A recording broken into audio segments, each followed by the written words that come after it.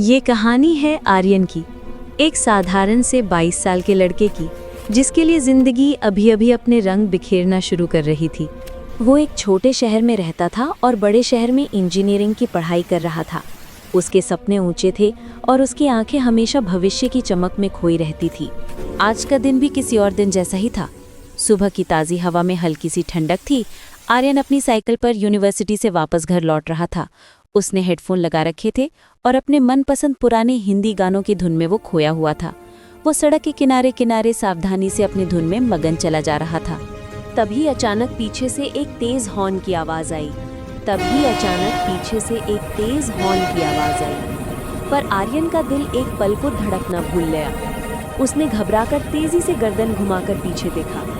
एक विशालकाय ट्रक यानी लॉरी अपनी पूरी रफ्तार और वजन के साथ उसकी ओर आ रहा था। उसके ड्राइवर ने शायद उसे नहीं देखा था।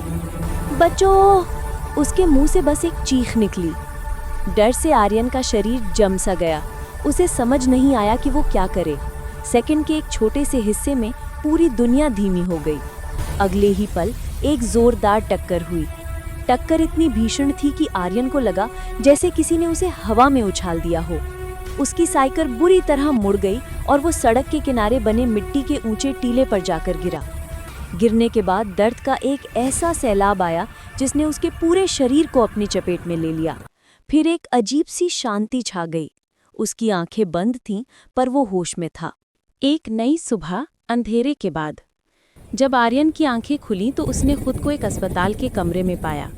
तेज सफ़ेद रोशनी, दवाइयों की गंध और मशीनों की हल्की हल्की बीप की आवाज़, ये सब एक बुरे सपने जैसा लग रहा था।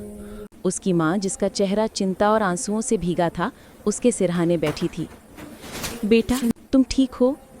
माँ की आवाज़ भर्राई हुई थी। डॉक्टर ने बताया कि आर्यन को गंभीर चोटें आई हैं। एक हाथ और पैर में गंभीर फ्रैक्चर था। शुक्र है कि उसकी जान बच गई थी। अगले कई हफ्तों तक अस्पताल ही उसका घर बन गया। एक पल की तेज रफ्तार टक्कर ने उसकी जिंदगी की रफ्तार को स्थिर कर दिया था। शुरुआती दिनों में निराशा और गुस्सा उसके मन पर हावी रहा। उसका करियर, उसका कॉलेज, उसके सपने सब एक झटके में रुक गए थे। वो खुद से पूछता, मेरे साथ ही ऐसा क्यों हुआ?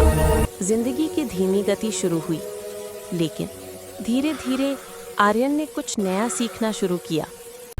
इस दुर्घटना ने उसे वो समय दिया जिसकी कमी हर भागती दौड़ती जिंदगी में होती है। वो पढ़ने लगा, किताबें, उपन्यास जो कभी समय की कमी के कारण छूट गए थे। उसने अपने परिवार के साथ समय बिताया। माँ की निस्वार्थ सेवा, पिता का अटूट मौन समर्थन, उसने ये सब पहली बार दिल से महसूस किया। उसने अपनी कला को पहचाना। बचपन में वो बहुत अच्छी पेंटिंग करता था। अस्पताल में जब वो हाथ ठीक होने के बाद पहली बार पेंसिल पकड़ पाया तो उसने अपनी भावनाओं को कागज़ पर उकेरना शुरू किया।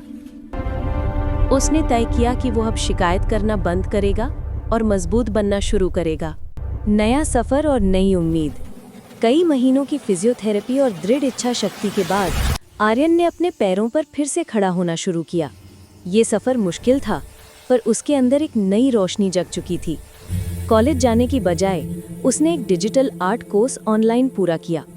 उसने अपनी पेंटिंग्स को सोशल मीडिया पर पोस्ट करना शुरू किया। लोगों ने उसकी कला और कहानी दोनों को पसंद किया।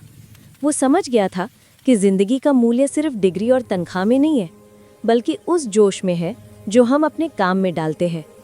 जब वो अपनी नई हल्के वजन वाली साइकिल पर पहली बार निकला तो उसने हेडफोन नहीं लगाए थे। वो आवाज़ों को सुनना चाहता था, पंछियों की चहचहाहट, हवा का सरसराना और अपने ही दिल की धड़कन जो बता रही थी कि वो जिंदा है। वो दुर्घटना एक पल का अंधेरा थी, पर उस अंधेरे के बाद जो सवेरा हुआ वो पहले से कहीं ज़्यादा खूबसूरत और चमकीला था।